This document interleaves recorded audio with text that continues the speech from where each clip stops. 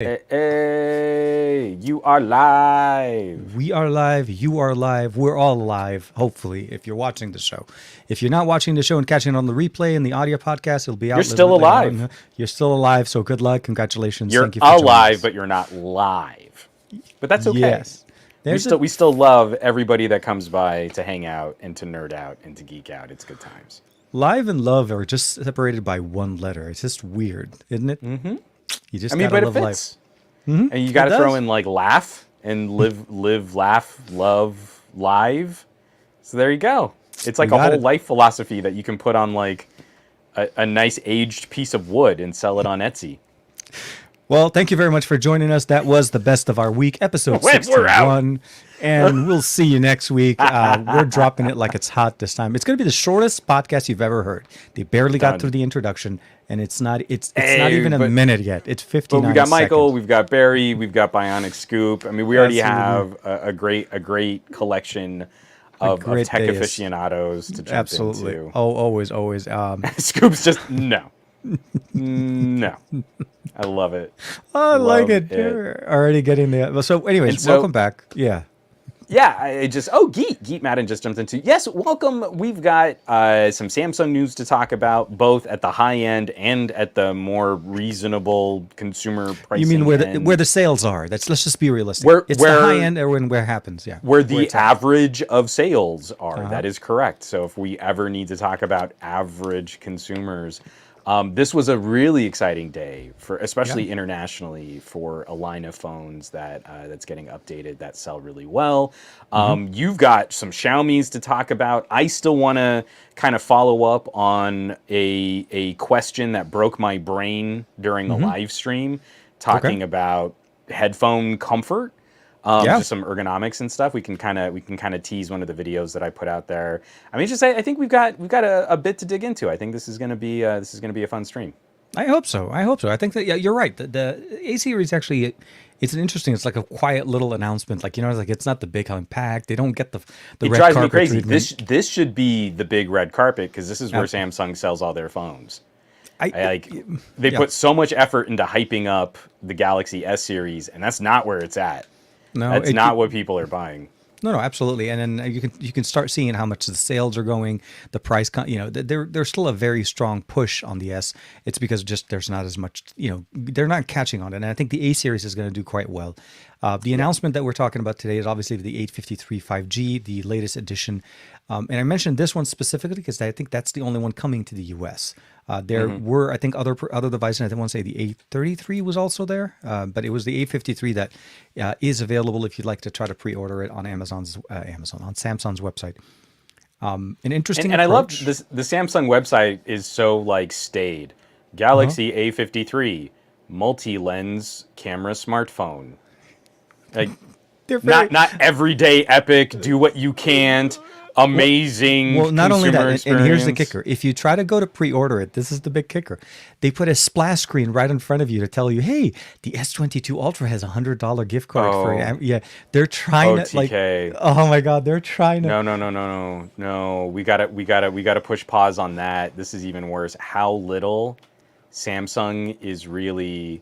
Hold on, I got a screen share. Why isn't this screen sharing? Come on. This is a me problem. I'm going to get there. Hold on. You're going against the stream, man. That's all I can say. Okay, there it is. I need you to look at this blue tab right up here that says pre-order now. Okay, I can't see this thing on my. Hold on. I got to put it on the. My old man eyes are not doing it today. Hold on a second. So hold on. Let me see if I can make this bigger. Oh yeah. No, I can see it. Redder. Oh no, I'm blocking it with our channel logo. See how? Oh no, we're breaking the news. No, it's not working at all for the stream. This is the worst podcasting ever. They misspelled pre-order in their pre-order button. Oh my God! I can't. Samsung. It's built from a different team. It's their first week on. Yeah, it's their first day in selling phones. The pre-order. I think it's pre-order, and that's all the love the A53 is going to get. Hold on, let me And bring it up on my side. it makes me Yeah. so crazy sad. This phone deserves so much better than what Samsung So is trying mobile to. oh, where are you? Where are you? A50 A series right there. Okay. See, for me, when I click the A series on my side, and come on with all of the different things here, order, shop now. Yeah, Let's Michael see. Corcoran sees it's a misspelled pre-order button on my phone. Again, tiny little details, but I feel like this is emblematic of how Samsung has positioned the foregone conclusion more people will buy it phone versus the we're so thirsty and we're so desperate, would you please, please, please buy a Galaxy S? Yeah. No, I mean on this one, it's actually, I guess, yeah. So, depending on the pages that you're on. So A53. Let me go to the main page. Does that show if it's pre-order? No, it shows correctly on this one. No, but you've got to go through. You can't go to the pre-order page or the purchase the store page first. If you go to the about phone and you Oh, go okay. there, it's completely misspelled, and I love it. It's okay. You know what? But yeah, Oh, you're here. right. They've got like a whole bunch Okay. of like different. Well, at least for me, I got the Galaxy S splash screen that was like $100 off a Yeah. Galaxy S22. Yeah, I'm But I'm then trying to wait I to see also if it's got gonna pop in front of me in there. Yeah.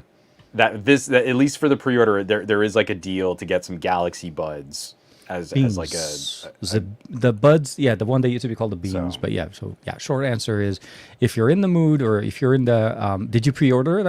That maybe that's a good question. no, You weren't in line? absolutely not. You're not running for I'm this? I'm not really not loving what Mm-hmm. Samsung has done. I'm acknowledging that this is going to be the pick because this Sorry. is kind of falling into the rumors that we see for like the Galaxy for the Pixel 6a. Mm-hmm. I'm going to be a little less excited about a mid-ranger phone that cuts out a headphone jack.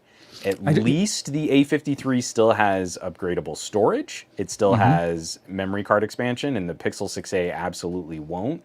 But after just recently rocking those Pocos and the Redmis, these kind of mid-ranger and even entry-level 5G phones coming from Xiaomi and BBK, the Poco X3, it's not the most powerful phone I've ever used. The Mm-hmm. screen is beautiful. The battery life is phenomenal. It has memory card expansion. It's got a decently sized battery. And the headphone jack is surprisingly good. Like, it's real good for a headphone jack in 2022 with LG out of the market. Like, Mm-hmm. I mean, it's outpacing Sony in some of my measurement tests and some of the amp performance. And that phone is going to sell for probably $100 less than this A53. Yeah, And and I have I a think. hard time with that. I do not think Samsung's putting their best out there. Oh no, no, no. I think they're not even. I think it's more of a. I want to say they're like happy to be where they are, a complacent position to be in. Not to say that obviously I'm not welcoming the fact that there is a new A series device coming up in the U.S. I'm questioning a little bit on the configuration. Why did they go Exynos over Qualcomm on the A series? They typically go with Qualcomm. Even for the U.S. model, it'll be the Exynos 1250 or 1280. Yeah. And pre-order. I like that one. Gabriella getting us covered right there. So we didn't have to bring up the screen. So yes, the announcement that went so under the rug that nobody even I almost missed the entire thing. Honestly, I knew it was coming. I just didn't think it was today till you mentioned it as a subject. So Juan sent me his notes and he's like, "Hey, let's talk about the A series." I'm like, "Wait a minute, was today the day?" I didn't see a Yeah. single post. And then, and my feed wasn't flooded with 1,000 pictures of the A series. Long story And it's short, a shame. yeah. This is exactly where Samsung should be doubling down and reinvesting. And I mean, to your point, I can totally see where Samsung, and especially as a semiconductor manufacturer, chip shortages, Qualcomm hasn't. I don't know that they've done anything in the 700 series that's really we been haven't seen, fire. yeah, we haven't seen the new Ace. Well, we haven't seen the new That's 7 really been series. exciting. Yeah. I can see where they're like, okay, we know there are going to be component shortages. We know these like 700 chips have been out for a while. Mm-hmm. We've got control over our own supply of this type of chip fabrication. So we're going to rock the A53 Exynos across the board, global. Okay, Mm-hmm. I get it. That makes sense. I don't Not know even that MediaTek, Samsung which was has. surprising. Well, but that's just it. It's like I don't think Samsung and MediaTek have any relationship to each other. You know, like there's Yeah, no.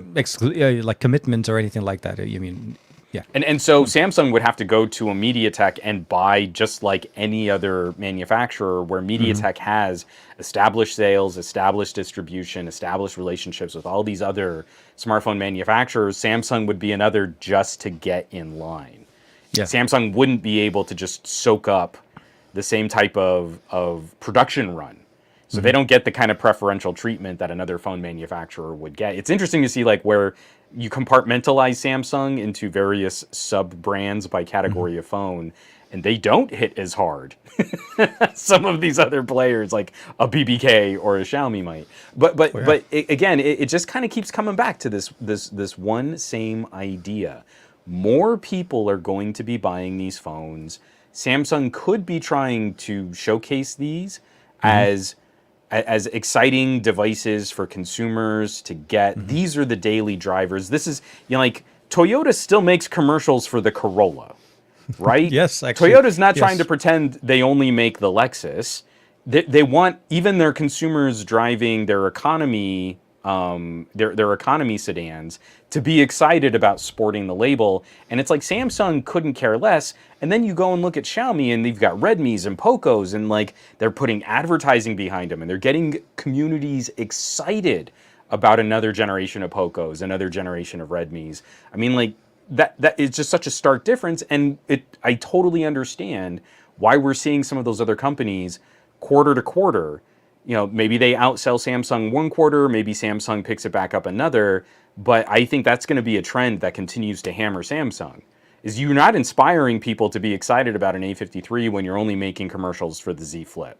That's not translating. It's not the transitive property of mathematics, right? No one's excited about that. The variants that are coming to the US are, with the exception of the unlocked one on their website, it's coming into Metro, it's coming into T-Mobile, it's coming in basically as a budget friendly version, but we're also only getting one color in the US. Which is surprising. There are 3 colors I think that were announced, and in the US we only get the gray or the graphite color. Mind you, I still appreciate the fact that we have an SD card on it. It has 128 to start, which is the right number to start with, because everybody's like trying to compare it to the SE, and there's the whole back and forth with the why people are not excited about the SE. Well, we should be excited about the end of the story. I guess what I'm trying to say is it's a welcome addition. It's interesting on the approach, as you said. There could be shortage of availability of hard work, maybe buying power, as you said. But you could definitely see that it's not the priority for Samsung in the US. It's actually the bare minimum requirement. And even when you try to pre-order it, it gives you a splash screen to take you back to the S series because they don't want you to buy the A series. They want you to live in S series land because that's where they want sales to happen. Which, of course, somebody going into Doesn't T-Mobile. this feel? When we saw sales dip dramatically on the Galaxy S21, we saw some of those industry insider news reports about Samsung executives. They're scrambling. They're trying to course correct. People are really concerned about the perception of Galaxies. And everything since like the end of the S20 era into the S21 era just seems like reactions to market trends, not a global corporation executing a vision with any type of consistency. And so even down to their A53, you've got Samsung advertising to someone who's about to push buy on a Samsung phone, trying to upsell them like they're, some hack from Best Buy 15 years ago with an extended warranty. And that's such a great way to sour the experience for someone who's still going to spend quite a bit of money. It's not like the A53 is a cheap phone. It's just an inexpensive mid-ranger. It's a more wallet-friendly phone. But someone walking out the door with that is still going to be putting in hundreds of dollars into the Samsung coffers. And what are they greeted by?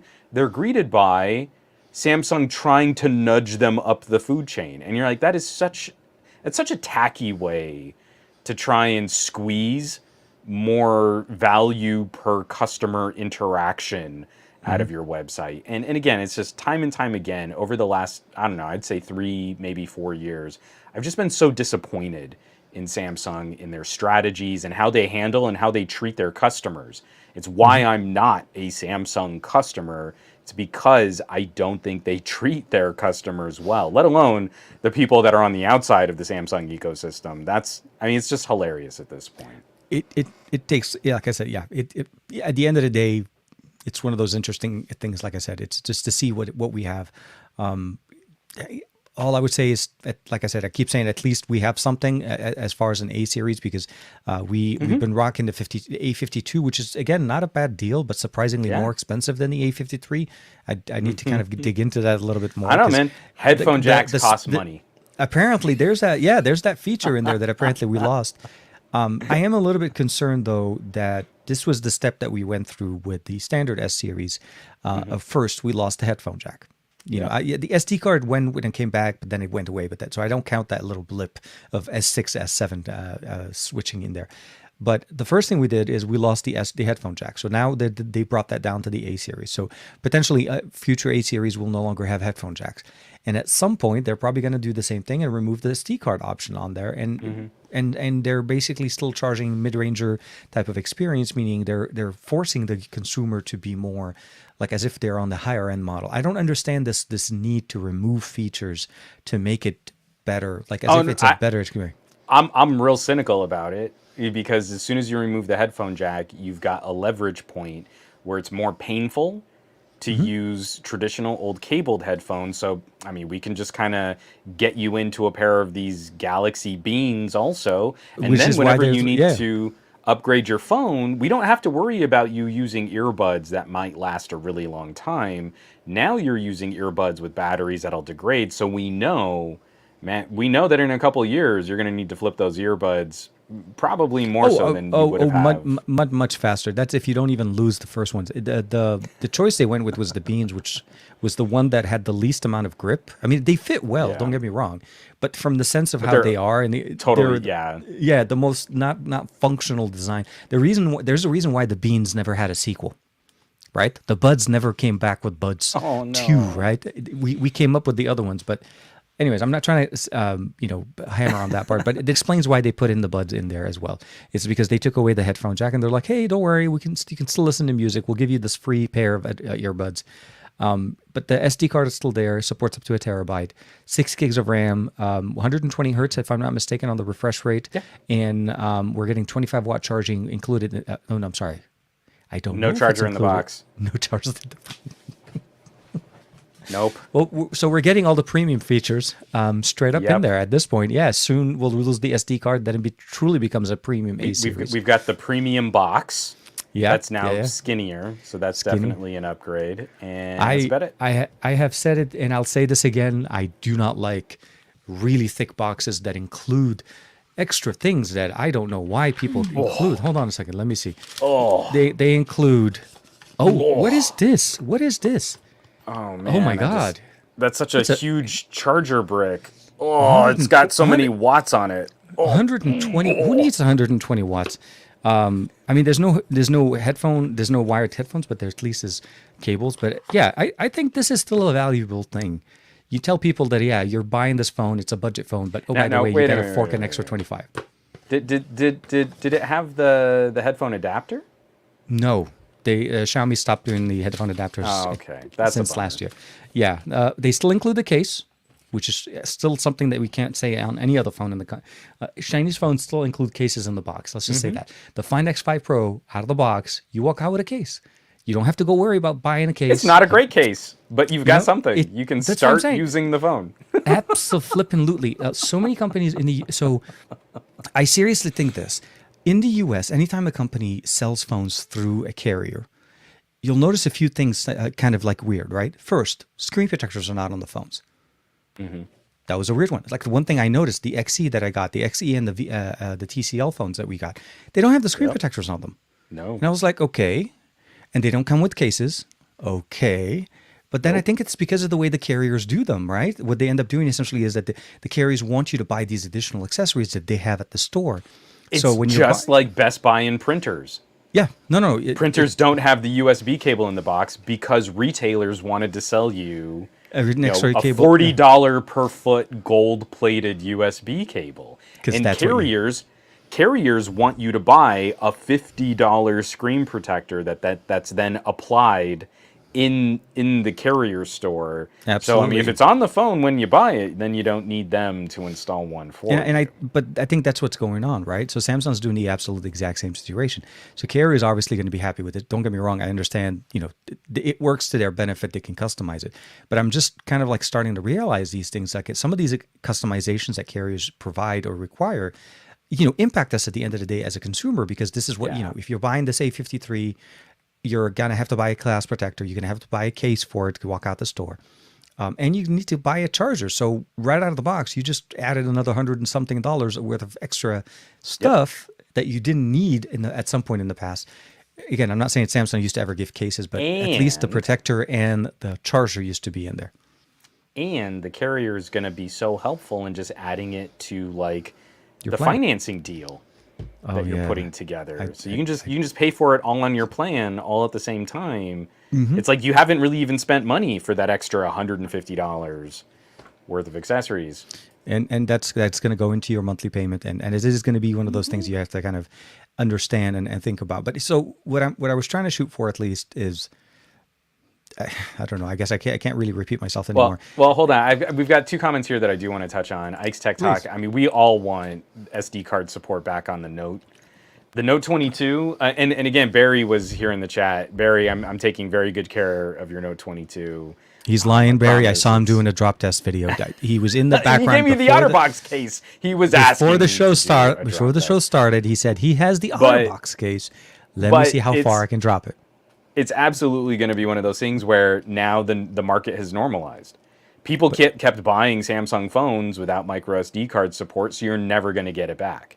The only way for them I mean, like if Samsung takes a definite hard hit, maybe we can get some of these features back. But even with declining sales, Samsung is sticking to this because they have a higher unit price for you not being able to expand storage on your own.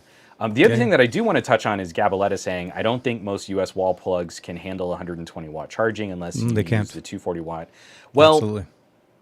That's not true though, because the iQOO charger can get from 10 to 90% in about 15 minutes.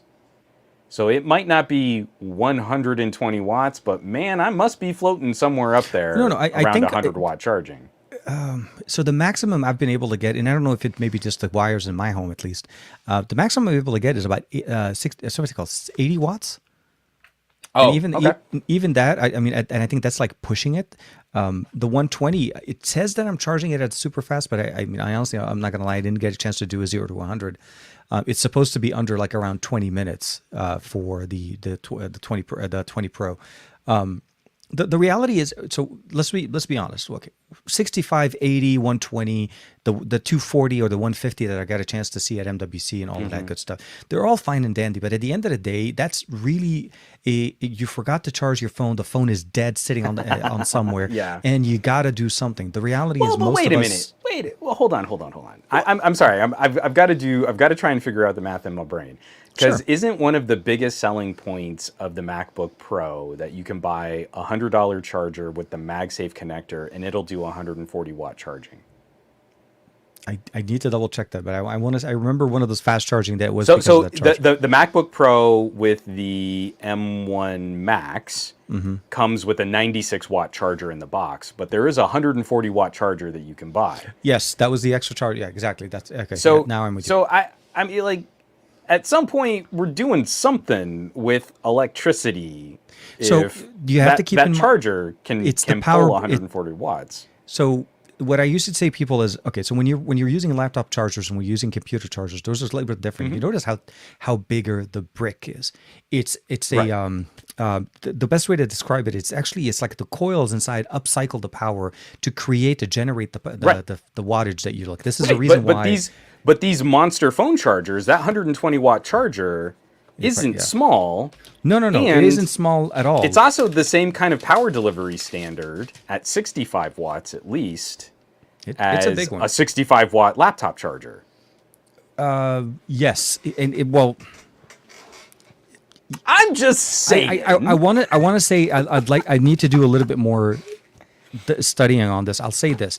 I've spoken to a couple of companies at MWC, and they are specifically not going to be labeling their products in the US as over 100 watts. Let's just say that. So Okay. it's something that they're aware of. I know that after 65 or 80 watts, realistically, it's just crazy fast anyways. That you really don't, for the lifespan of the Find X3 Pro, even with the OnePlus 9 Pro, 65 watts is crazy fast. I mean, you put that phone down, you turn your head, you come back and like, crap, it's already almost at 100%. It is crazy fast even there. To go to 120, to go to 150, to 240. Oh, the reality at the end of the day. And thank you. JGJ also brought this up. The was it gallium nitride? Nitrate, yeah. Nitrate? Is it? I want to say it's nitrate? Is it nitrite or nitrate? Now I've got to look at. I don't know what the heck I'm talking about. The gang charges. Nitride. I think I was closer. I said nitrite. Okay. Gallium nitride. We're real good at what we do. We do all the tech things good. But yeah, so like that new generation of tiny little wall chargers with gallium nitride, those are going to be stupid good performers. I forgot how fast this one is from juice. Realme. This was the one they put in. I want to say this is the 45 watt, the 50 watt charger, how small they were able to make it. Like a tiny little one. Yeah, no, this is crazy. This came with the GT, not the GT3 Neo, GT2 Neo. Like the orange stripe. It looks like what's the Belkin? Have you seen that little teeny tiny flat fold Belkin charger? Looks just like that. I used to have a whole bunch of them, but I ended up putting some of them away because it looked like I'm having like a collection of charging bricks for no reason, like I don't use. But it's like we're like dragons stockpiling our collection of chargers since phones don't come with chargers anymore. Well, but the problem is they keep bringing up new tech, man. I mean, come on, we gotta find watts versus So volts times amp equals wattage essentially is what you're looking. Darren's kicking it with us. Hey, welcome back. We got Darren and Mark Riley. Thank you. And Mark, that we're bringing up some points about we're being very casual and a little sloppy in our electrical engineering math today. And then also just a huge shout out to Tech King Mike. Just thanks for jumping in the chat and for joining us tonight. Yeah, no, I know it's a little later for him. Oh, thank you. Yeah, Tech King Mike, thank you. Appreciate you joining us, man. But what I meant to say is at some point we are going to reach a limit in what we're able to do in the U.S. In the U.S. and Japan. Oh, yeah. We're for some hitting reason, the limit. we are hitting the limit. And Europe and the rest of the world are probably going to be able to benefit from running just because they're running at a different, we're running on 110, they're running on 210, 220, I think. The reality of the matter is I think we are at the point where charging speeds are ridiculously fast. I think the fact of the matter is we're benefiting from the fact that these devices charge fast. Even the 12X, the Xiaomi 12X charges at 67 watts. Like that's crazy. Just to talk about the cheaper model of the three that they announced. Now, when we say, I just want to put these into perspective. That 12X is internationally, it's priced close to an S22. Is that the ballpark that we're looking at? It's about six. Hold on, I'll show you exactly because I have the tweet. I have the exact. I tweeted out the pricing and everything on this a couple of days ago. I always have to do the mental math on ballpark. What is this phone supposed to be competing against in a phone that I understand better? In what tier? Is it a flagship? Is it a flagship phone? It is a. Use one word to improperly describe what it is. An entire series of things. No. Ooh, Darren's saying 650 for the 12X. Really? It's why is it not showing up on here? Okay. If that's legit, that's pretty good. Okay, here we are. So I'm gonna bring it up on the screen just to show exactly how hey, come on, share and screen and TK cannot do this thing correctly today. So here we are. The 12X Oh, is wow. 650 for the 12X, 750 for the 12, and 999 for the 12 Pro, which was surprisingly a slightly little bit cheaper than what people were anticipating. Because when they translated the Wow. Asian, Yeah. the Chinese models, it was like around 1,000 or so plus. But yeah, no, it's close. It's close to basically I would say probably like a Pixel 6 series, not Yeah. not Pixel 4a 5G or 5a 5G. That's a bit surprising. I don't know why I was thinking that the 12 was more like the 22 plus. I think I just had my tiers off by one. Well, so the But one still thing, the weird part 650 is, for that 12X well, is so that's where surprisingly the good. changes kind of start kind of looking interesting. So what is the difference between the 12X and the 12, right? What causes it to be an extra $100? Well, primarily it's the 8 Gen 1. This guy is still running at the 870. That was the Yeah. weird, nice little feature that I'm not actually. It is a feature, by the way. I don't think most people will look at this like, well, this is a year-old SoC. It's not new, whatever. No, you actually somewhat get a better performance on the 12X over the 12 Yeah. Pro because of the thermal concerns that are coming up with the 12 Pro already. This is the weird conversation that you kind of need to look into. But I think that's mostly it. It's the same display. It's the same refresh rate. It's the same camera stack, exactly same camera stack. The only thing different, like I said, is really just the SoC, and that's causing it to be $100 more. Like, And that's not really an upgrade. not. I mean, so obviously, from our perspective, it isn't really, because we start looking at what can we do. And I said it in my video. I said the reality of the matter is what we have right now on our hardware, on our devices for 2022, for the latest and greatest, is way overpowered to what we need in a daily life. Even when it Right. comes to gaming, because I specifically wanted to harp on Genshin Impact or Genshin Impact. The reality at the end of the day is this device, this game will melt any phone it gets on. For some reason, if you play it at full settings, whatever phone you're on, you're going to just hit thermal temperatures that you're just not going to be Yeah. happy with, and throttling, and the phone's going to start doing a whole bunch of things. I think throttling the phones that are running, like not running them in full potential on, let's say, the 8 Gen 1 or the 888, honestly is the best way to go. Even with the Xiaomi, with the 12 Pro, I decided not to turn on performance. I don't want it to run at, I mean, I should take that back. These don't have throttling. I meant on like the Find X5 and so on. Devices that do have some throttling built in. I never really felt like I needed to go and turn on full potential. It was Yeah. never a situation where I felt like, you know what, I could have done this one with an extra few seconds if I turned this feature on. Not really. Games, everything. So the reality is The performance window is pretty close, and very. there are times where if I think something is going to be a short burst of activity, I really like these high performance on the IQ, the monster mode, right? You know, I Yeah. like being able to say like I for like that 2 minutes, monster mode. give me everything you've got. But if I think that the activity or the sustained CPU use is going to be more than a couple minutes, you're going to get better performance over time, and you're probably going to arrive at a faster conclusion if you let the phone kind of throttle out. It's just that from time to time, there are times if I'm cutting up a short, I know that's only going to be about 45 seconds ish of video rendering. And if I can get that done even faster, great. If I have to sit around even less for it, I'll push the little button in my notification shade and I'll get the faster render, and then I'm done with it. I want to have that explicit control over the feature.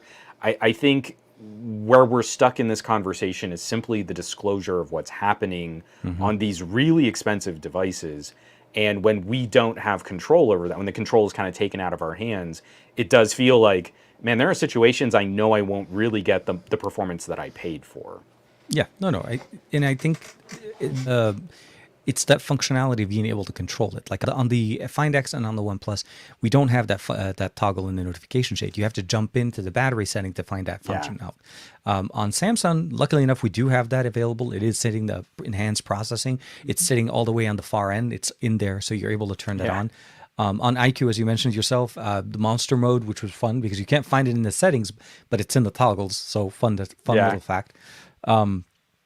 But yeah, we're getting to the point where we do need some type of control over the processors, the ISP, the GPUs, everything on the system a little bit more than what we used to have before.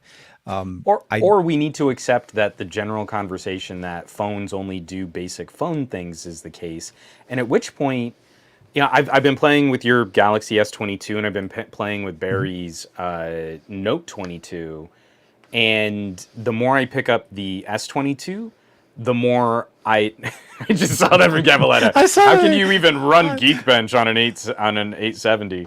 Does it even boot Android at this point? I am I touche, just my again friend. every single Touche, time you say touche. Snapdragon 870, I have to like hold back my gag reflex from just throwing half-digested pasta all over my keyboard.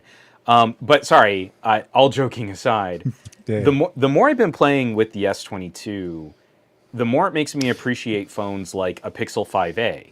Yeah. Because I think the Pixel 5a is a better version of what the S22 is trying to do.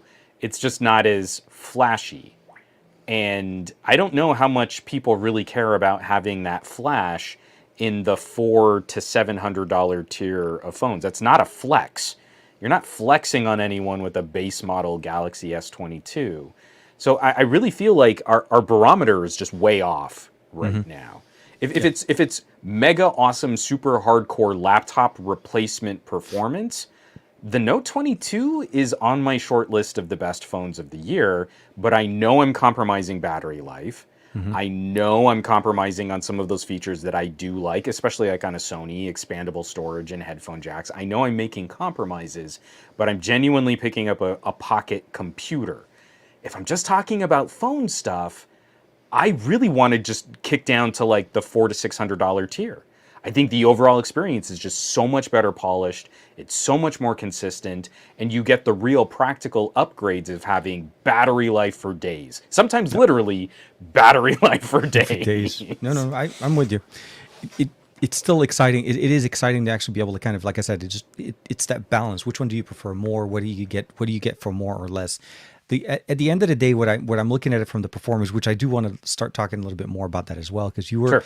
you're looking into and getting a chance to play this year with both the best, the highest, and the the same entry time, level yeah. of at the same time, which is typically it's like always separate timing, but the approach to both devices when I had the S22, when I first unboxed it and I took a look at it, for me, I felt like this device was released last year. I didn't feel like this was a device that felt like it was really pushing or upgrading the experience of what I got last year. Other than the 8 Gen 1, which I think is basically, sorry, there was a little bit of a spec there. Yeah, so other than the 8 Gen 1, and just for reference, the color's a little bit more greenish than what it looks like on camera. It looks more like a blue for some reason. Yeah, I've got my soft panels hitting this directly, so it's washing it out a little. It is, absolutely. But the experience on it for me, obviously, you're getting the smaller form factor, you're getting this, but you got a lot of compromises between the standard and the plus.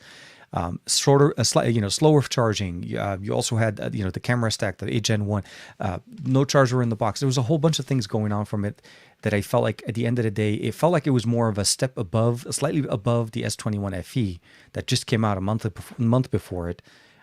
Because if you kind of look at them now from a stack, the A53 to the S21 FE to the S22, that's the lineup, right? That's what Samsung's kind of stacking it up to. Yeah. They're trying to get you to go to the next one. I didn't get that. I mean, don't get me wrong. The S22 Ultra still for me felt like it is the Note, right? I don't mind it, but it is just very much not the phone. Yeah, exactly. And as you can see, Barry, no damage after the drop test. Don't tell him I did not do it. I mean, so all joking aside, Barry, I did not do a drop test on your phone. Sure you didn't. Yeah, no, Juan did not do a drop test. I guarantee you that I will not be taking this out of the case. I kid. I'm just messing with Juan, of course. It's Lex who's going to be doing the drop test, not Juan. Come on, man. I mean, for plausible deniability, I can legally say I did not do the drop test. Barry's doing this right now to the screen. He's doing this. TK, I'm just not even. I felt so bad. She's not, my Lex isn't really allowed in the office, and I had just a table full of phones, and poor thing. I mean, she was just like, she wanted to play. Oh, I was joking. No. So no. This sorry, I'm rambling and I'm going through a bunch of family stuff in my brain all at the same time. And instead of one sentence coming out, I'm trying to say three sentences at the same time. So I was about to go down a deep dive and describe the game Nittens, but Okay. she's really into this like gem swap game. And on Netflix, there are no microtransactions.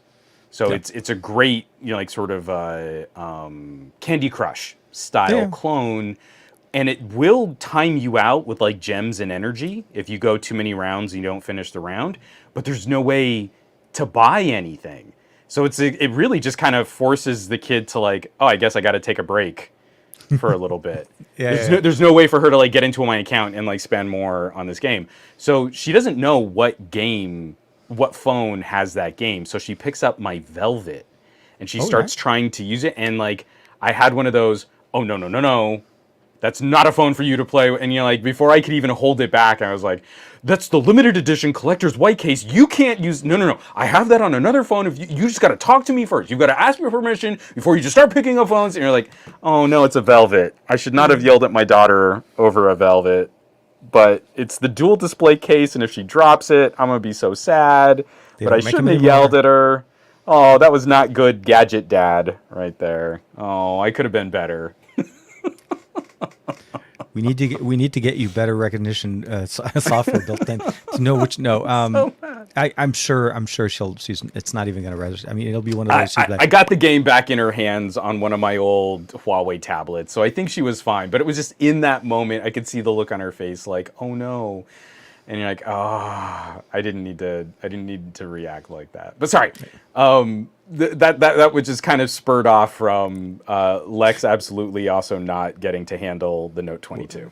We've all been there, Juan. You know that. Overreacting over something. It is one of those. It is the quintessential dad moment that you need to get through and realize you gotta take a step back. I've gone too far. Mentally, you're like, oh crap, I'm that guy. I'm not. No. I'm like I said. Once the game is in their hand, I'm pretty sure this is literally the least thing that they will remember out of God knows how long. I'm gonna screw her up in so many other ways, but it's been fascinating getting to compare the two because they really shouldn't share the same name. We had this conversation. Yeah. When the phones were announced. I don't think I'm blowing anyone's mind here, but when you really kind of show your work and you really try to put power down on the pavement, when you really look at what Samsung is doing with their spectrum of phones, their product lines, and the names of those devices, my big concern is such a huge chunk of the conversation, all of the air is sucked out of the room by the big, most expensive devices. Of course. Galaxy Z and the Note 22. Yep. And by calling it an S22 Ultra and having a trio of S22s, the S22 Plus and the S22 are going to benefit from the upper mind share of all the people that are rightfully glowing over the Note. The Note is a Note, and it's a beast of a productivity machine. It's niche, it's focused, it's powerful. There is a very specific consumer that I know is a perfect fit for a Note 22. But the S22 is going to benefit from that glow. And I feel when consumers go and pick up the S22, it's not going to be any faster. It's going to get miserable battery life. It's not really nicer in all the specs that are on the phone. It has completely different cameras. The experience is not going to gel. It's not even in the same family. It feels like a different device. It should not be in the same family. It was just like when we were talking about the Xiaomi Mi 11 Ultra versus the Mi 11s. It needs a different name. It's not a part of the same family. It is not a continuous experience for that same name. And I think Samsung is doing an even bigger disservice for their market share here in the United States, because people are going to hear S22, they're going to go to their carrier store, they're going to get the cheapest one, because that's also going to be the one that carriers are eventually just going to be giving you for free or with BOGOs or whatever. And from there, they're going to use it. It's hot. It gets terrible battery life. You know what? I spent so much money on this phone. I could have had an iPhone 13, which gets much better battery life and has more consistent performance. And I wouldn't be a green bubble in my friends' iMessage chats. All of the social pressure, Samsung is basically making the perfect phone to convince people to move to iPhone. because they're not going to experiment. All of our concerns about average consumers and doing business with carrier stores, they're not going to go, oh, you know what? I got the S22. I really should have tried the S22 Plus, but if I had saved up and gotten the Ultra, then I would have had this completely different thermal experience, and I wouldn't have been throttled as aggressively while I was playing, Battle Chasers. Like, that's not what they're going to do. They're going to go, I tried the best Android and it was garbage. I guess I should go and buy an iPhone now. And this just hurts my soul because internationally, we're seeing much broader competition. The iQOO is a remarkable competitor against the S22 Plus. It beats it like spec for spec for spec on every hardware piece. We've got these new Xiaomis, and I think they're going to be really interesting performers. I'm still hoping we see a few gaming phones kind of eke out a little bit more market share. All of these things are so much more vibrant, but here in the United States, it's like... the Red Magic 7 came out, right? There's a whole bunch of conversations going on over there. Yeah, I mean, it's like, I'm actually hoping to see anyone else like tackle that phone and actually look at like, will active cooling tame the thermals on an 8 Gen 1 so maybe I can draw 10 watts from this SoC? Well, and not only that, I'll say this, Which Red is Magic also ridiculous. has some really nice accessories that they also sell, like the external fan system that they have that's built in. So they have built in, which does actually cool quite a bit. You're just using air cool, which is surprisingly really nice. But yeah, you're right. It's still early in the year. I mean, heck, man, we're not even at the end of Q1 yet. Let's just say that. And then we obviously all had daylight savings kick in on last Sunday, and I really hope the bill passes. I think you and we are all still recovering. That 1 hour messes us up for an entire week, and there's just no need for it. So I'm really hoping the legislator, the bill, the president signs it off, and we finally just put an end to this and just get over it. Everybody in this country hates it. Nobody looks forward to daylight savings. Nobody wants to change the clock. I find it remarkable that it got a unanimous vote in the Senate. It was like, we can't agree on anything serious, but here are politicians, man. They really got behind killing daylight savings. If you make them wake up an hour early to show up for a bill, you best bet your bottom dollar. No, I mean, I'm with them. I totally agree. This is something that impacts everybody, regardless of what your affiliation or whatever. You know, you just Monday morning. No, it just happens on the weirdest time. Like, why do we have it in the middle of the weekend? Me up so much. Should be on Friday night into Saturday. At least give us 2 days to adjust, if you're going to give it to us. Or do it before a holiday weekend or something, man. Give us some time, man. The whole country suffers from it. Don't mess up our I know. holidays, Sound like a grandpa. Yeah, I know. But that's true. Then it'll be messing up the holidays. Sorry. I put out a rambling video, and I kind of got it shot yesterday, and I cut that video down over, how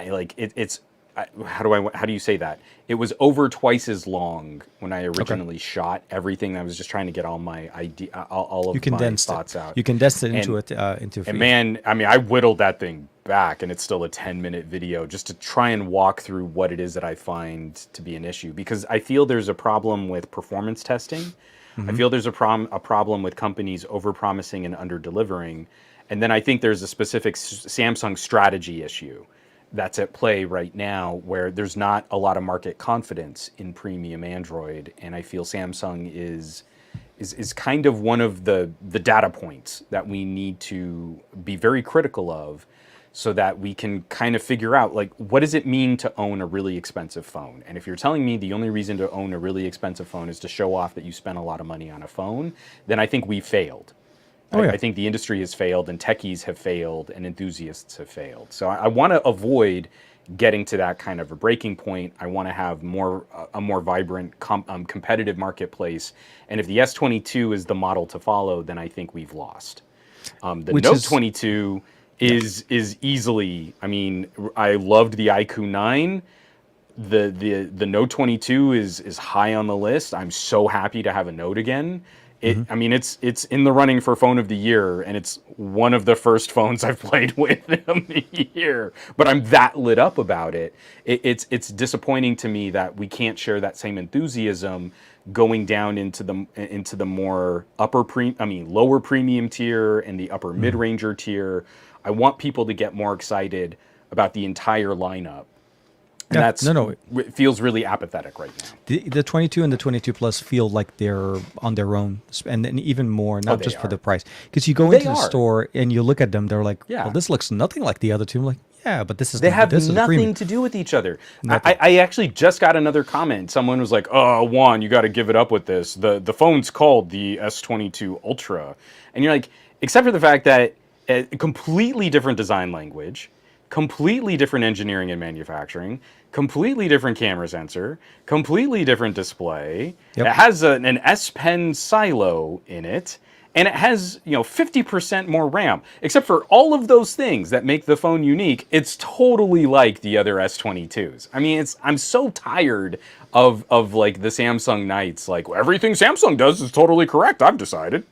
And you're like, this is bogus, because calling it a Note actually would have gotten Note fans excited. It would have drawn other premium consumers, and it would have left a space in the lineup for Samsung to talk about an S strategy. This is not an S strategy. If you want a premium S phone, this is not the phone for you. Yep. If you want that extra space, if you want the flatter sides in the manufacturing, if you want that really pretty like kind of cutout on the camera module that the S series phones have, the design language is different. Everything about this phone screams Note. It is not a Galaxy S, and it drives me crazy that we're playing that game. The S was last year. The S came out in 2021, and that was the S21 Ultra, and that is the actual S series, the last S device that was released that is an Ultra. This is the Note. Yeah, you're right. I think they would have done much better. I really would have appreciated them more than to try to play this. We're breaking the rules. They're trying to sound like they're cool, but they're not. You know what I'm saying? It's like they go up to the kids and it's like, hey, man, you know how cool this thing is? Because back in the day, this is what, I'm like, no. Just say what it is and call it what it is. It's the Note 22 Ultra. This is the Note that you didn't release last year. And, the reality is that then people would appreciate it more. Down to the fact that even the camera stack on the back, like at least last year, I would have said the S21, the S21 Plus, S21 Ultra, all of them looked somewhat similar in the design language on the back. Not even close this year. The camera stack on the 22 Ultra is like, what? We decided to take. Oh no! I'll tell you what it's like. It's like the LG Velvet. So Samsung, when they finally had the opportunity to get the other South Korean company out of the market, they took their crown jewel premium Note phone and they gave it the camera modules from the LG Velvet. The stick out. They couldn't even be original with that. They had to rip off LG on their premium flagship. But I will say this though, cameras though do perform better the way they are. Obviously, it is what you'd expect from what their Ultras are. The telephoto lens, I finally had an opportunity to use it today. It's good. It is nice when you have it, and it is nice when you're able to. And like this weekend, we're going to, which also for everybody listening, if you follow me on the Android Bay side, this weekend is going to be the one of those weekends. Unfortunately, I'm going to have to not have a show. We're going to a swim meet for my son in Ventura, so we're going to be out the weekend. Oh, nice. So you'll be seeing me posting pictures of swimming pools, but yeah, from a device that I can't talk about yet. Ooh, schmancy. but we have Bionic Scoop. I don't know if he's still in the chat, but he was in the chat. I'm hoping he was talking about maybe putting together a video on Pro Mode. And if you want to listen to anyone's camera commentary about like how to get the most out of like a traditional kind of camera experience from a phone, Scoop does great work with that. And he was a little critical of the telephoto because we're dealing with really small sensors. So once you step outside the computational photography, the multiple raw image stacking and all of that data that gets squished, if you try to do something simple like shoot raw photo and edit from that, these tiny little sensors, I think they start to fall apart in challenging lighting conditions. It's definitely the biggest. I think it's definitely the biggest difference between something like the Pixel 6 Pro and Samsung's current telephotos. They fit similar focal ranges, but the Pixel camera sensor is just so much bigger. You can use it in more sort of challenging light conditions. Yeah. And that also helps for your HDR and post processing and stuff too. So it's kind of interesting. In good daylight, I kind of feel like Samsung's telephoto strategy is better. But as soon as you start messing with shadows, I was out in bright daylight, but I was shooting something that was in shade, and the S20, not the Ultra, but the S22 flipped me back to the main sensor and tried to crop from the main sensor. And you're like, it is bright California light all around me. Why would you do that? And that's something that's never happened on my Pixel 6 Pro because that sensor can legit handle some mixed lighting conditions. No, you could see, like I said, the telephoto performance on this, it's rarely, I rarely ever jump into the telephoto lenses. I'm more of an ultra wide and a standard telephoto every once in a while. Yes. Okay. So you know me, right? Because especially with the OnePlus 9, I lived out of the OnePlus 9's ultra wide because that sensor was just such a stark improvement over 50 megapixel. Over other. It was, But it was big. The ultra wide sensor on the OnePlus 9 Pro is bigger than the main camera sensor on the iPhone 13 Pro. So I was all about that. The Pixel 6 Pro has become one of my favorite indoor candid cameras. So you get two people in a room, you're across the living room, and you don't want to you move in and like shove a phone in someone's face, and you kind of want to like stealth. You want to get a stealthy, not a selfie. You want to get a stealthy of someone, and they're doing something, and it's fun and it's candid, and you actually capture that moment. I'm the really Pixel happy 6 Pro, Aditya is not in the chat because you're walking into something right now. you would have made that real weird. Very stealthy, hiding the camera. Juan, what are you trying to do, man? I'm sorry. Again, Flossie loves to talk about like, oh, I've got my, my S Pen, so I can take those creeper shots on my Note. But when you shoot with the Pixel 6 Pro, I now have a practical reason to use the telephoto where I've never had one before. On an iPhone, it moves you to the main sensor. On a Samsung, it's probably going to move you to the main sensor. The Xiaomi got close, but there was tons of shutter lag. The Pixel 6 Pro, I can take that picture from across a living room really subtly. I'm not drawing a ton of attention to myself, and I can capture a human moment without any crazy lag. It snaps that photo. And it looks good. I mean, it actually comes out really, really well. So that to me, like those performance differences matter, where it's not just 100 times zoom, it's how well does this sensor really do at soaking up light? Because if it's a smaller telephoto sensor, you probably only want to use it in sunlight. And that's fine. That's like your kid's soccer practice. That's going out and like playing at a park. It's kids in action, sports, that's great.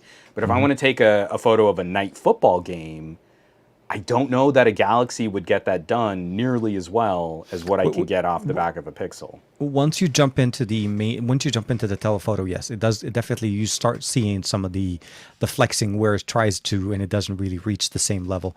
I think at the end of the day, the reality is, Samsung's effort, at least on the S22 Ultra or the S21 Ultra, they're trying to flex the 100 times, right? Nobody really needs it. I like the fact that it has a 3 and a 10x zoom that are optical. I want optical because those are the best positions where the glass is doing 90% of the work, and you're able to pull in. As long as the sensor is big enough, you should be able to actually pull in more light, like you said.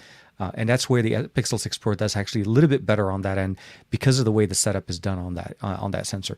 The OnePlus 9 did the same. Xiaomi the 12 Pro here, they did an interesting approach this year. They gave us 350 megapixel cameras, which seems like a running theme because if I'm not mistaken, I think the Find X5 Pro ran 250s. The Realme GT2 Pro also ran 250s. So we're seeing a lot more people focusing on not the highest megapixel sensor, but more trying to focusing on performers, good sensors that have well performed in the past, and Sony sensors that are really, really nice. What I was trying to kind of get to though is, this was the first time I've seen a Xiaomi provide us the ability of taking raw footage from all three sensors. Yeah. Because it's running 350s, I can shoot 4K and 60 out of all three. I can't shoot 4K. I can't shoot 8K out of all three, only out of the main sensor, which I don't understand why. Which also is kind of weird about the S22. Yeah. Because I feel like the Samsung is doing a lot of upscaling on their images. Because if you shoot in Not on the. I'm not talking about the Ultra. I'm talking about the regular 22. S22. It's a 10 megapixel camera on the telephoto, but it saves a 12 megapixel JPEG Ooh. and a 10 megapixel RAW, and it does technically flip to the telephoto to shoot 4K video, but the full horizontal resolution of the sensor is only 3600. It's not 3840. So it's got to be blowing that image up and saving a 4K video file, but it's not really He's shooting a 4K UHD video. Interesting. So they're trying to do 4K upscaling. I mean, it's almost there, but they're upscaling it to actually match the resolution. Yeah, they're just. I mean, they're padding it 200 pixels, but that's not what UHD video is. They're having to blow it up, and again, that also kind of bothered me that like they're adding 20% more resolution to your JPEG that doesn't really exist when it saves a 12 megapixel JPEG, that's not RAW is still 10 megapixels. Exactly. Yeah. Well, I mean, because so it's the RAW, you're getting more of the full sensor readout on the RAW as opposed to the processing. So it's upscaling as it's saving.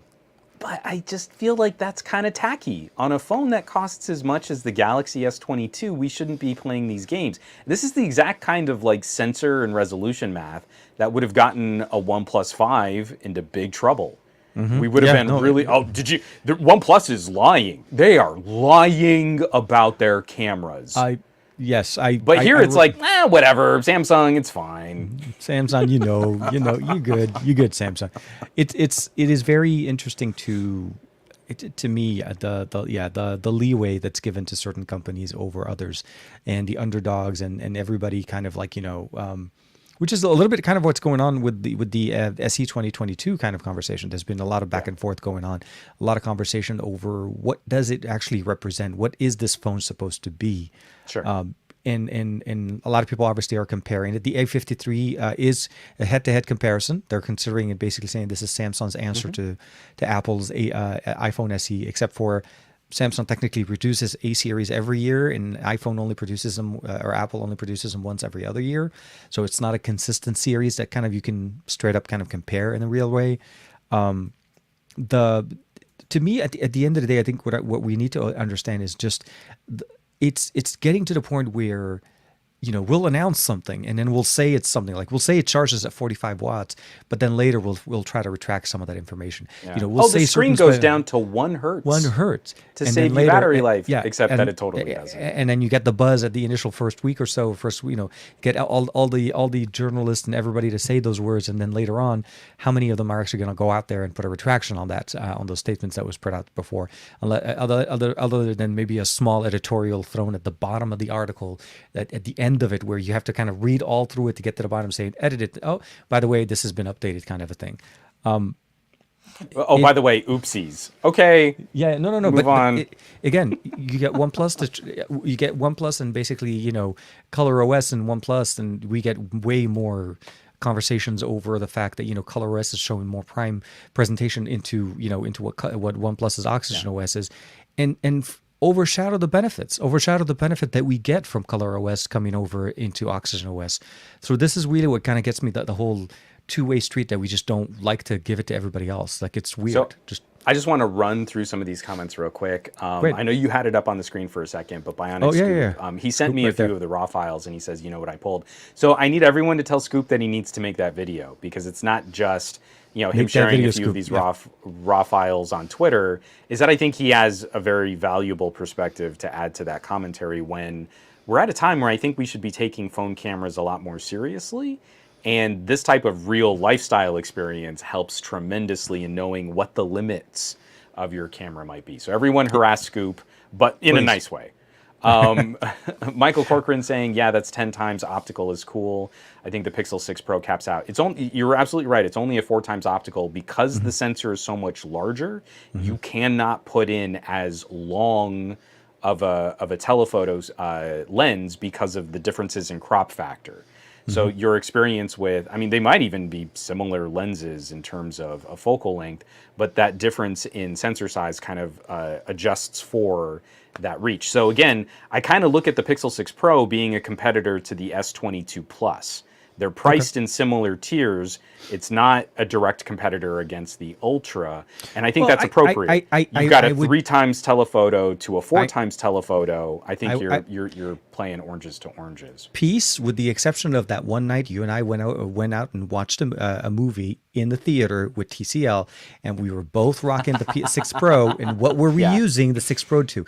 We were trying to zoom in all the way to that stage, and we got all the way to the stage. We got all the way to the stage. And no, we got but what I mean pictures is, off the stage. That's what I'm trying to say. Saying 10 times again. This is why I think Samsung is benefiting from the psychological trick of calling the Note 22 and S22 Ultra. Is we can say, well, the best that Google has to offer is only 4 times, but the best a Samsung has to offer is 10 times zoom. But if you really compare dollars to donuts, what you get is S22 Plus against Pixel 6 Pro, and that fight is brutal. That fight's amazing. That is such good competition. I'm more positive on the S22 Plus than I am on the S22. But if you step up in MSRP, I don't think I should be surprised that for another $200 over the price of a Pixel, I should get an additional camera sensor on the back of the phone. So, but again, it's just about kind of aligning where do we think they're competitive. And when you look at the massive sensor size advantage of the Pixel 6 Pro, it makes sense why this camera bar sticks out so much. Absolutely, I was about to say that there's a reason why it's. I don't mind, like a thicker chin or a thicker forehead or even camera bump if it makes sense and it is being utilized. That was my biggest gripe. And one of the really nice things that I appreciated about the Pixel 4 XL is the fact that they didn't just put a notch in there for the sake of a notch. They were using it. Project Soli lived in there. The fact that we lost the fingerprint sensor on that phone, they were definitely focusing on the fact on giving you a better experience using Face Unlock and using all of the technology. But I don't like it just to be there for the sake of it. So at the end of the day, I will say this also. The phone camera system, the camera performance on a specific brand or phone is as big of a selling point as the specifications that come in that phone outside of the camera system. So, be it an 8 Gen 1 or an 870 or whatever, but if it has some great cameras, this is one of the reasons why like an SC 2022 will sell for people that want to know and that know how iPhones take pictures. It's the computational, it's the processor that's in there. Still no night mode, but it's still going to it's still going to perform. I mean, don't get me wrong. If you pit it against the A53, you're not going to have a night shot automatically in there. I'm with you. But what I'm saying is that I think in that game where you're playing the game between those two mid-rangers type performance, the reason why people buy certain devices, why people like, let's say, a Samsung or an iPhone, it is primarily on how they process their images and the color science and how they produce images and the sensors that they typically use. So, where if it is something like you said, it's a 10 megapixel camera, but it's producing 12 and 4K upscaling, you're going to see it at some point. I mean, the performance is not going to be hidden. So Scoop needs to make that video. Well, not only does Scoop need to make that video, but Ferris in our comments also writes that even GSM Arena noted the upscaling from the telephoto shots in their Samsung Galaxy S22 Plus review. So again, it's something that we can highlight and that we can point to. And we have to ask, will people really care? What does it mean for the actual performance? But if we're not acknowledging that these things aren't what they say they are, then we're running into issues. So when Ferris says it's not just Samsung who do this kind of upscaling, a lot of brands do the same. The difference is when we start looking at some of these premium tier devices, we haven't seen these kinds of tricks on expensive phones in a while. And the last time there was a big controversy, it was actually, I would say, when it comes to like cameras messing around with resolution, it was really the OnePlus 7 going down in resolution on their telephoto. Because their telephoto was really a 12 megapixel sensor, but they only used the center 8 megapixels to get a true 3 times optical zoom. And then I believe you also could shoot video, higher resolution video from that 12 megapixels, even though photography, a lower resolution camera sensor right now. Yeah, no. And I think this is the biggest thing that you typically expect when you go when you're buying a higher end model where you're not trying to play these games to try to get better images out of a sensor or, try to play games with it. Like you said, pixel binning is 90% of what we deal with. Yeah. You're getting a But 50 pixel binning megapixel. but pixel binning is good. Yeah, because it's like shooting a video at 4K 60 and then producing it at 1080p. You're going to get better source material. Your footage will still look better than when you source a 1080 60 to a 1080 60 render. So it's all about how much data your original image, your original file has. Why when you shoot in RAW? Sorry. So now that I said that, I need to make sure. So I've got my OnePlus 9, and I just need to make sure I didn't just totally lie there. So I've got it. I'm going to shoot a photo, and now I just want to see what the resolution is. I would be real sad. Oh, you know what? The OnePlus 9 might be playing that same kind of game. It says 12 megapixel. It says 4:3. So maybe I have that wrong. Maybe I need to also get pissy with OnePlus on this one. Unless that was a crop. Hold on. Give me 1 second. I'm going to do one more test. Not a problem. As you're doing that one, I think Ferris jumped back in one more thing. He said the biggest difference between the A53 and the A52 from last year is that pretty much the headphone jack, which is realistically, when you go back to the website, Ferris, if you try to pre-order or try to buy the A52, it still costs more. So Samsung is charging a premium for the headphone jack just to kind of keep that in there. So go ahead. So yeah, I had it on the main sensor. That I didn't have it on the telephoto. If you get it to go to the telephoto, it's 3260 by 2440, and that's not a 12 megapixel image. So okay, all's okay. I didn't lie to everybody. I can do math in my brain. Gosh, gone it! It's Thursday. It's late on Thursday night, and you still are able to do math, man. Imagine if it is. Oof! By the skin of my teeth, I could do some basic multiplication. And I do apologize. I'm a little bit behind. Hey, Aditya is in the chat. Hey, man. Good. I hope you're doing well, man. I was you mentioned, you say the name and he shows up. That's how it goes.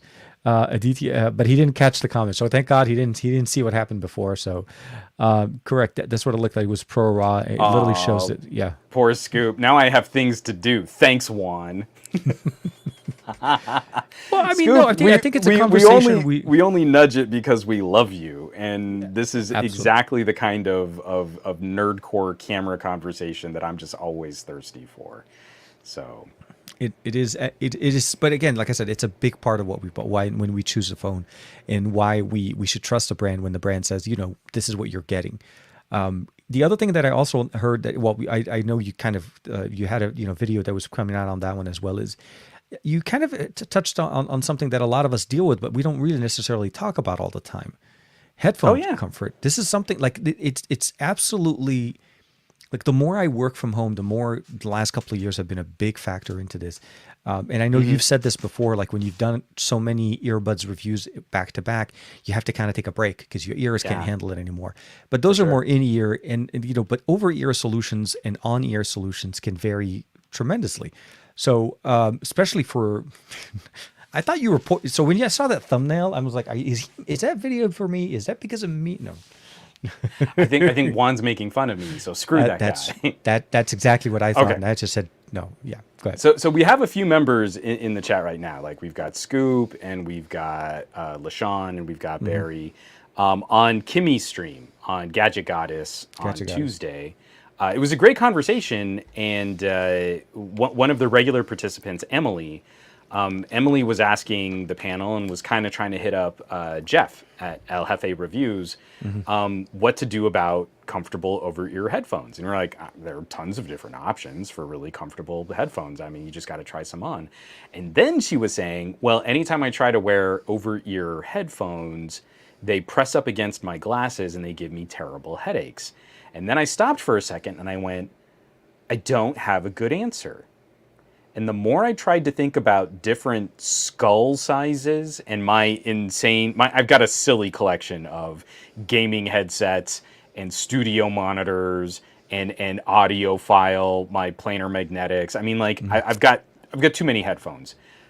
I legitimately have exactly one pair of headphones that if I'm wearing a pair of glasses, they're on ear, they're not circumaural, they go on the ear.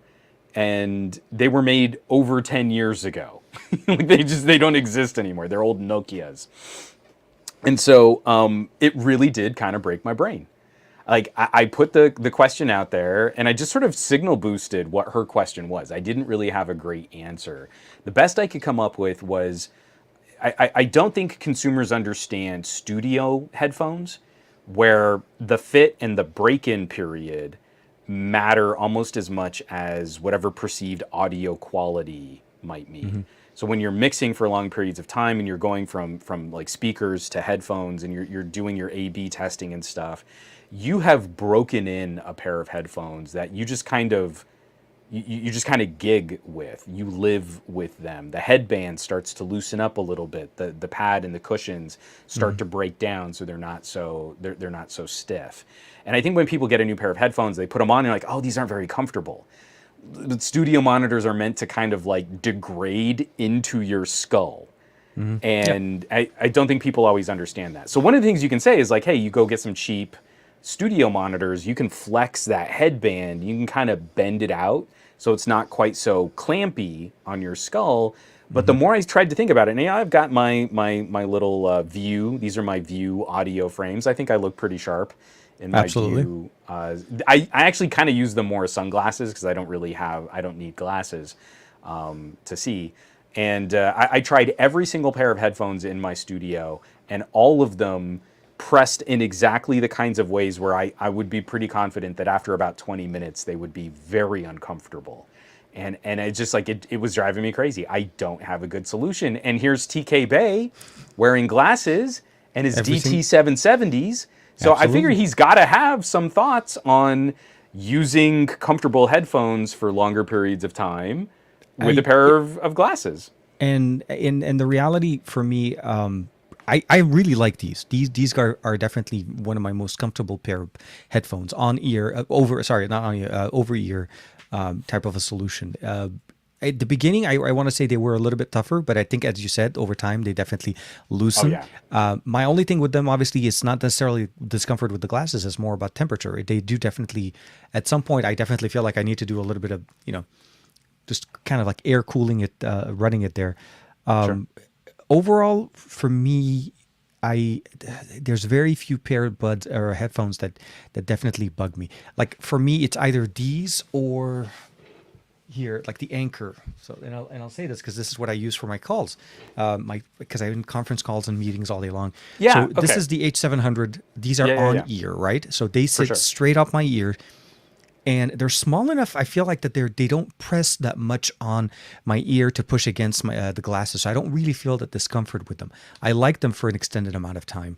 But I haven't, I want to say some of the lower, not that I'm saying like lower end models are not good, but the lower end model headphones, the gaming headphones that I've reviewed over the year, like I want to say that the sound one, I forgot the name of it, the sound, the one that had the sound limiter. I remember you and I covered. The Puro? Yeah, the Puro. I felt like the band on that one was a little bit harder, and it did push against my glasses when I was using them initially. But I will say as much, I didn't get a chance to spend as much time with it. Those ended up being my son's headphones after I reviewed them. These, I've been using them, I want to say, 3 to 4 days a week of 3 to 4 hour of meetings, constant. See, very comfortable. That's good to know, because the only other pairs of on-ear headphones that I use are more like location mixer and DJ style. So when you put them on, like I've got Sennheiser HD25s. They're just classics. I mean, like I've had these things. I mean, I might be going on almost 15 years of using these headphones, and they're great for in the field because even though they're on ear, the headband has that split.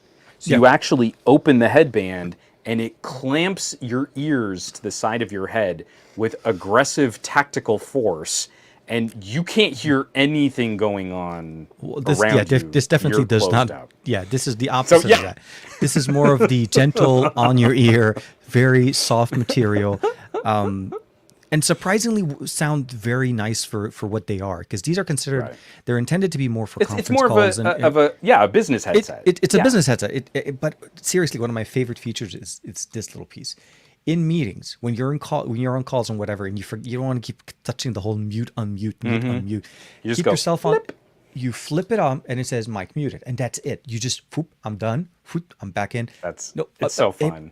So fun. Great range, great audio, very comfortable for. I want to say today I ran 2.5 hours straight on them. 2.5 hours with them. I walk in, because the beauty of them, because of the Bluetooth, I can walk out of the office, right? Yeah. I can be on the call and go into the kitchen, open the door, receive packages and stuff. These don't give me that flexibility. So the short answer is, definitely look into headphones that are known for being soft, and maybe look up some reviews. These are very comfortable. Don't overheat, and they sit on your ear, and they're gentle. I feel like because of the pressure on the top, they provide enough cushioning on there, and it does flex. I mean, you're able to basically kind of like move them back and forth, Kind of twist them out. Yeah. yeah. I mean, as time goes on, as you said, you live in your buds and your headphones. They become more comfortable. Like it's almost like when they get to that right mixture of wear, but with sound quality is really nice. And so for me, the DT770's solid performers. It's to me, it's like if you've ever had like a really, really good pair of boots. Like I've got some fire boots. I really want to get some Solavair. But when you've broken in that material and it forms to your foot, no one else can wear that boot. That boot is now your boot. And I kind of feel like headphone ear cups are kind of the same way. I was like messing around with all my gaming headsets, and this is my Sennheiser. These are the 550s, I think, or 650s, 670s. Sorry, the GSP 670s. And like the ear cups are so cavernous. I can't even get the lighting right on these. Dude, the ear cups are so can you deep. put them straight down? Can you see through them if you put them straight on? Can this become a Geordie LaForge kind of? Oh, you mean like go through that? Yeah, dude. Okay, yeah, I'm just geeking out right there. Okay. So yeah, that's terrible. But like they're so deep that when I would try to put glasses through the top of the ear cup, man, that just wigged out NVIDIA software right there. NVIDIA is like, wait a minute, we see the Borg. The Borg is not friendly. Sorry. This was instantly uncomfortable. So I think Gabaletta makes a great point too, is unfortunately, whatever someone's favorite frames for their glasses, they might need to consider some alternatives, because if you go with anything that's got sort of like I really like thicker rimmed glasses. And it's hard for me to show you guys. My glasses are extremely thin. I have super skinny. So on the actual the over ear portion of it, I think it's a standard size, but for the most part, it is and it's a specific frame that I keep looking for.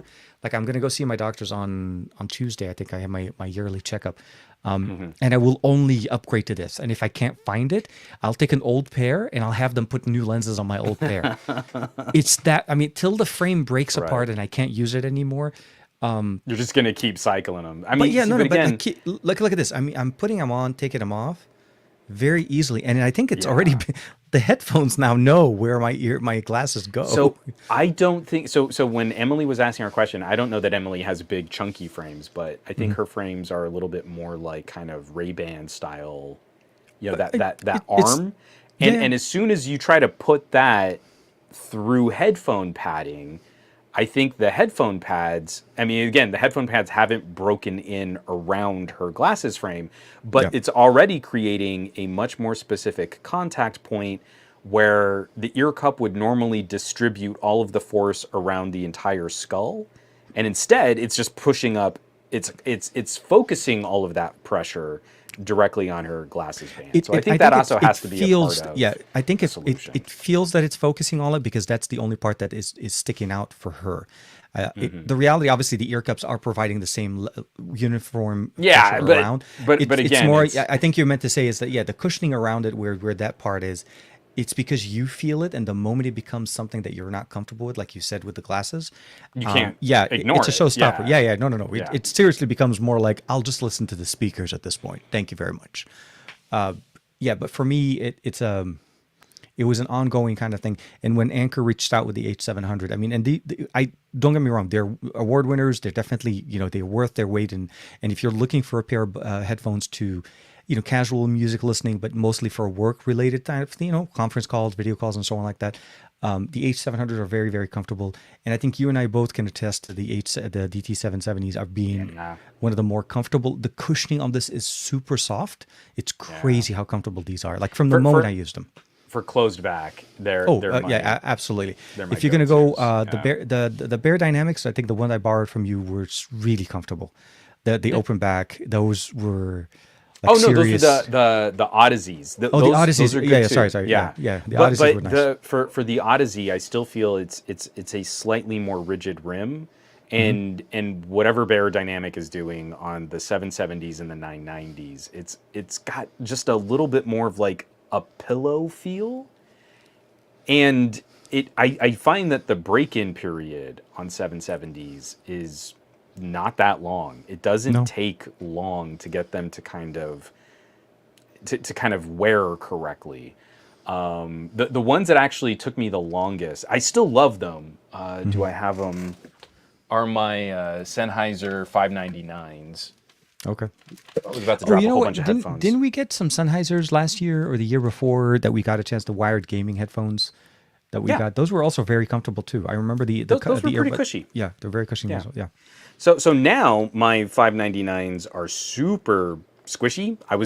It took me a long time to kind of get the feel for like not only where they should fit on my skull, but then kind of getting the padding broken in. I've really enjoyed these as kind of another open back solution. But now I'm all about planar magnetics if I'm going to go open back. So these don't get quite as much love as they used to. I see how it is. I see. Planar I'm just magnetics are ready. very fancy now. I used to be way less fancy. So I'm more. I'm very surprised that at this point in my career of you're not only working with hardware but checking out different hardware, audio quality is a big factor into what I do when it comes to audio performance. Like listening to music on a device, wireless or wired, the quality of the audio playback, the bit rate, the codecs, all of those things. Like I typically never paid attention that much to, other than, it played audio, it sounded pretty good, it was bassy, and this is what it is. But the reality is, Edifier makes some really, really good pair of buds. I'm playing with them right now. Also, this studio monitors that I'm listening. Well, I was playing some music for Juan before the show started. It is. You need to treat your ears. You need to take care of your ears, and you need to be really picky about what you use to listen to music, because hearing health is absolutely a big thing. You cannot restore hearing once it is lost.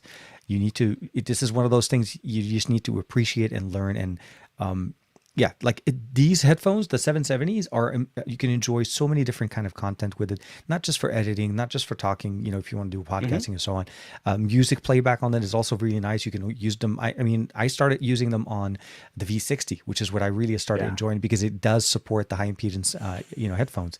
Such a long good story combo. short.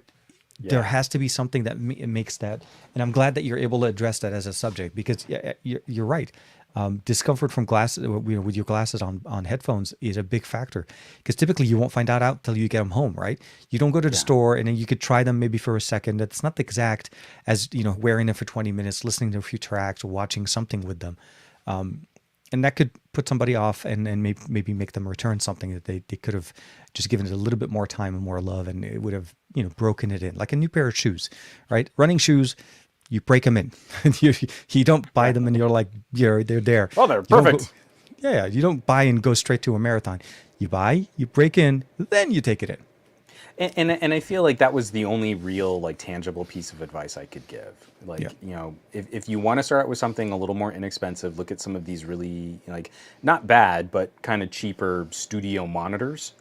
Like old, like some of the less expensive Sonys, Audio Technicas, even like a Samsung headset. Not terrible, considering the price tags, but you can get in there and you can do things like, you're going to get that metal bar in the headband. You can stretch it out a little bit. You can kind of play with the comfort. JGJ was mentioning in the chat, you can usually find cheap replacement ear cups if you want something that's got like a softer cushion to it or a more rigid foam cushion to it. A lot of those that you can swap out. And I think that also kind of adds to the practicality of like just a good, I need to wear it for long periods of time kind of headset. But outside of that is like the only things that other people were recommending were like, well, I guess you could go to contacts. It was like, that doesn't really answer the question. And I fix can't the problem really... by taking the glasses out. Yeah. Or just, listen to the music. Don't watch anything with it. No, I'm with you. Sure. And Raj's question, don't the DT770s have terrible peaking a little bit, or are they too much? I wasn't referencing them. Sorry. Oh, go ahead. No, I My insist. my statement on the music wasn't that they are the one solution for audio enthusiasts as to, like, these are the definitive audio consumption type of experience. I meant to say that they're more of a well-rounded pair of headphones that you're able to enjoy content on every single spectrum. If you want to watch television, you want to watch movies, you want to listen to music, you could definitely listen to them. I'm not saying peaking them at the highest level. These headphones with the right drivers, like the right hardware to drive them correctly. Right, the right DAC. Yeah. The right DAC yeah. We're not talking about just plugging it into anything. So it has to have something that can drive the impedance on it to get the best performance. Here's what I'll kind of contribute to that, being the audio snob that I purport to be. The lower impedance models definitely come in with a slightly fuller lower end, just because of the way that you wrap copper cabling on the inside of a pair of headphone. It changes some of the dynamic of that. The sonic signature and the characteristics of the 770s and the 990s, there is definitely something that gets a little brighter and a little peakier, but this is a headphone that has existed for so long. It is just a very well understood piece of audio hardware. And so there are just a couple of these headsets in the world of recording that people learn on and they train on, and then you kind of tune your ear for what that headphone or what that speaker, what that monitor is trying to deliver. It's kind of the same like in microphones. I really don't like the Neumann TLM 103. I think it's harsh, metallic, and brittle, but recording engineers know what to do with that mic to get the results that they need out of it, because that's what they trained on, that's what they learned on, and it carries over. Like, there's a sonic signature to the U87, there's a sonic signature to the C414. If you're picking up 770s only for the entertainment and music playback, there probably are better performing dynamic drivers specifically built for an audio consumption kind of experience. I've got some ultrasones. I used to rock some Meze 99s. If you want something more mellow, you can absolutely find something more mellow. And in a price tier where you know you're getting a premium music listening experience. But for TK's point, the 770s represent a great crossover. I think they're pretty good for content consumption, and I think they're very well understood for more practical recording applications, for monitoring and for Well, I mixing use and them for editing because for me, I get to it blocks enough of the outside noise, and it also gives me enough of the clarity, so I'm able to hear if there's any like little hisses or pops or anything in the background that I can't. And that's actually where something a little brighter and peakier can come in handy, because if something starts to sound shrill on the 770s, you know you've done something terribly wrong. Like, you know it's gonna be bad. Yeah. And you know you've got kind of like a safety net of brights that you can kind of work within that allows you to craft something. So again, it's never just to say, like TK was saying, it's never just to say like, I'm making this one recommendation because I think this is the best. For a lot of my entertainment listening now, I've actually switched over to planners and to open back headphones, something that's a little airier, a bit more natural, but I can only use those when everyone else in the house is asleep and the house is totally quiet because they let in all the noise. Yeah. But that articulation is just like crack for me. I love that edgy, buzzy detail that you get out of a really well-driven planar magnetic. If I need to close off my ears, the 770s are just so well understood. I'm so familiar with them that I know what I'm listening for, and I can kind of experience them in that way too. So I do appreciate the comment there, Raj. And I see Aditya. So you're telling me that I can use my DT770s to edit videos? All I need to do now is get an over my camera shyness. Absolutely, Aditya. I mean, seriously, in the amount of time that I've known you, I've seen you on camera once. Have you? I mean, other than I think he it needs was to be on camera. Like, it was on Sam. It was on with Sam and Matt. On obviously the early show. So yeah, definitely, Aditya. Come on, just put something on there, and I think with practice, anybody can be on camera. I mean, look at me. Seriously, 10 years ago, 12 years ago, when I started putting videos, I was the most flustered. Seriously, I mean, and you guys could probably find the early videos on XDA. So it is one of those weird. you get over it. You get the feel of it, and although I'm talking to Juan this whole time, Juan has, to me right now, looks like a circular lens on a Sony camera, and that's how I've been talking to Juan for the last how many years. But we get used to it. That's how we do it, right? It's how part we of do. this is how you do.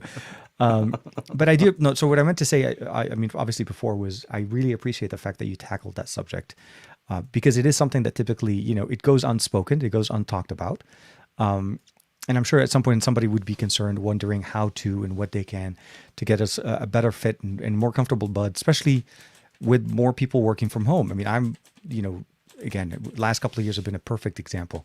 So I can understand why somebody would be wanting to wear their glasses and we're going to be able to do some work with some headphones. So, but yeah, I know Aditya does have the TT77. I remember that one.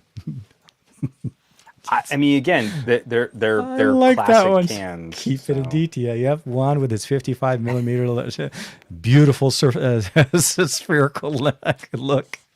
Pretty that great. that one eye looking at me straight, Just staring deep into your soul. Absolutely. Yeah, I mean, again, it was one of those like I wanted to try and tackle earbud sizes. I did that video. Do we need to make more earbuds for girls? And that made a lot of people upset that I was trying to like diminish the kind of topic that I was talking about. But the same thing, like Emily asked this question, and the more I tried to answer it, the less I could come up with a definitive answer. And so whenever I kind of run into that brick wall, and this is a topic that I would say I'm kind of decently qualified to actually share some thoughts on.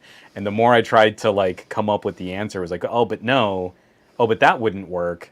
Oh, but then you'd need to do, oh no, I don't think I can. I think that just broke my brain. Okay, I guess I need to make a video. It's like a Nexus video. It's almost like like, oh crap, you hit that right question and the right frequency, and you're like, yep, nope, you broke him. You broke one. That's how he's gonna do is ramble for like 45 minutes now. What did you do? He's gonna break out the whiteboard and start talking about charts and numbers, and I was like, but wait a minute, wavelengths and it is at the end of the day. It was very nice to be able to get that. But I think what I wanted to, so I think that video, if I'm not mistaken, is that the one on the Patreon, or is it the one that came? Oh no, the headphone comfort videos is came out yesterday or something. I got the Galaxy S22 video that's public, and then tomorrow I'm going to be trying to put out a video on the TCL 30.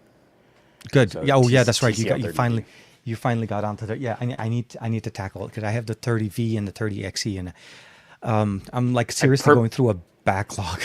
I purposely, I felt terrible doing it too, but I spoke to the TCL PR people and was like, I have not finished the phone you sent me in February. And if you send me another phone, it's going to sit even longer. And because it's a phone I really want to talk about. It's the cheapest 5G option on Verizon right now. And like just under 300, yeah. And we finally have some actual UW Verizon in my neighborhood. She was like, I really just need to focus on this. And I've spent a couple weeks with it. Like, I've actually been taking it out with me to use it. Not just, I put my SIM card in it for a day. Oh, it's pretty good, I guess.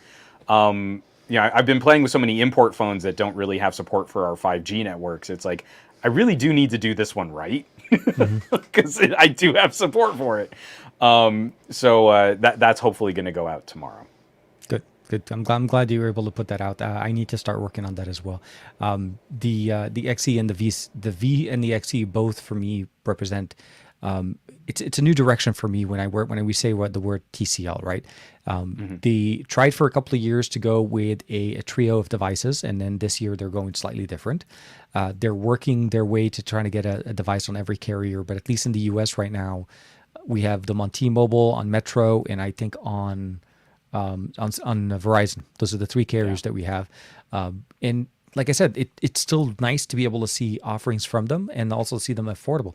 The XCs are actually even cheaper than the V series on T-Mobile. So it's like an even more affordable price point. I think around $250.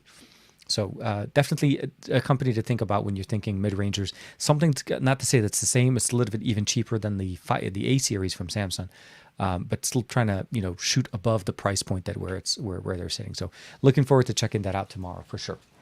For sure. Yeah. So that's tomorrow. I'm still not sure what I'm doing for tomorrow. For not tomorrow, for Saturday.